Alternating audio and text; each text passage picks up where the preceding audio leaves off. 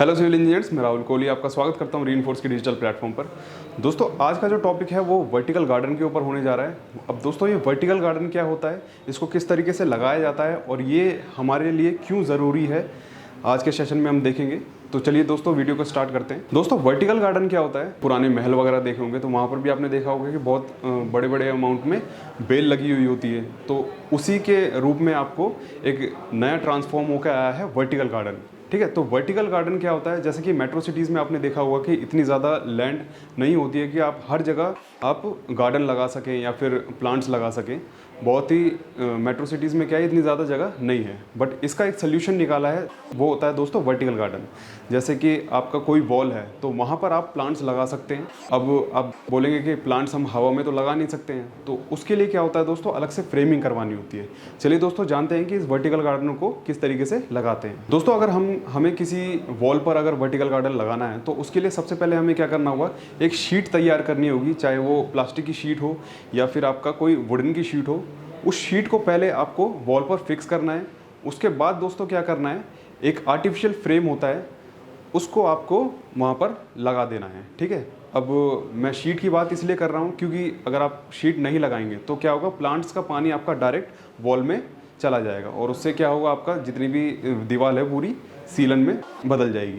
इससे क्या है दोस्तों, आपकी जो वॉल है वो ख़राब भी हो सकती है। इसलिए एक तरीके से एक बैरियर बनाने के लिए आपको एक शीट लगानी होगी, चाहे वो प्लास्टिक की हो चाहे आपकी वुडन की हो, ताकि जो आपका प्लांट्स का जो पानी है वो डायरेक्ट आपकी वॉल में ना जाए। ठीक है, फिर आपको इसके बाद क्या करना है, आपको एक फ्रेम तैयार करना है जिसके ऊपर आप अपने जो प्लास्टिक के पॉट्स होते हैं उनको लगा सकें। ठीक है, आप इमेजेस में देख रहे होंगे कि एक पूरा एक फ्रेम तैयार करना होगा हमें और उसको हमें वॉल्स पर लगा देना है। ठीक है, उसके बाद क्या होता है, प्लास्टिक के आपके पास पॉट्स आते हैं, ये जैसे हम बचपन में छोटे छोटे गमले होते थे हमारे पास, उसी शेप में आपके पास अलग से एक पॉट्स आते हैं जिनको हम ईजिली जो हमारा फ्रेम तैयार हुआ है उसमें आप इस तरीके से लगा सकते हैं। ठीक है, दो हुक बने होते हैं, उस हुक में आप इनको टांग सकते हैं। ठीक है, उसके बाद आता है दोस्तों हमारा असली काम। अब आपको क्या करना है दोस्तों, प्लांट लगाना है। अब प्लांट लगाने से पहले दोस्तों हमें इसमें मिट्टी भी डालनी होगी। तो मिट्टी डालने से पहले हमें क्या करना है, एक हमारे पास कोकोपिट नाम का एक खाद आती है। ठीक है, कोकोपिट एक ऐसी चीज़ होती है कि जिसमें आप पानी डालते जाते हैं तो वो उसका साइज़ क्या है, इंक्रीज होता जाता है, मतलब कि उसकी वॉल्यूम क्या है, बढ़ती जाती है। एक तरीके से जितनी भी खाद होती है उसको सिकोड़ कर एक ब्रिक तैयार की जाती है, जिसको आप कोकोपिट ब्रिक भी बोलते हैं। ठीक है, उस ब्रिक में आप जैसे जैसे पानी मिलाते जाते हैं तो उसका वॉल्यूम क्या है, इंक्रीज होता जाता है। आपका कोकोपिट और जो आपका मिट्टी है, इन दोनों को मिक्सचर करके हम क्या है, पॉट्स में डाल देते हैं। इसके बाद आता है दोस्तों प्लांट लगाने का काम। अब प्लांट दोस्तों हम ऐसे चूज़ करेंगे जो आपके इन्वायरमेंट में ज़्यादा अच्छे माने जाएं या फिर छोटी सी जगह में बहुत ही जल्दी ग्रो हो जाएं, क्योंकि अगर आप इसमें कोई भी नॉर्मल पौधा लगाना चाहें तो वो ग्रो नहीं होगा। अगर आप बोलें कि इसमें गुलाब का फूल लगा दिया जाए या फिर चमेली का फूल लगा दिया जाए तो वो यहाँ पर नहीं लग सकता। इसके लिए अलग अलग से प्लांट्स आते हैं। प्लांट्स भी आपके दोस्तों बहुत अलग अलग तरह से आते हैं जो ईजिली ग्रो हो सकते हैं।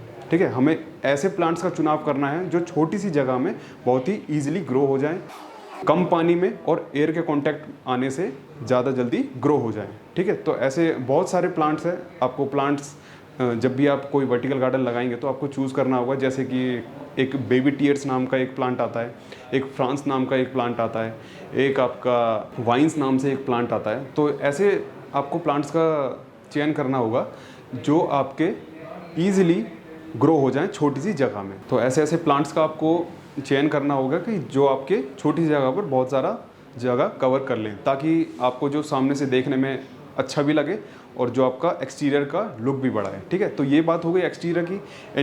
अगर आप इंटीरियर की बात करें तो इंटीरियर में क्या है दोस्तों, आपके बने बनाए फ्रेम भी आते हैं। अगर आप इसको बालकनी में लगाना चाहते हैं तो बालकनी में भी हैंगिंग के लिए आपका अलग से पॉट्स वगैरह आते हैं।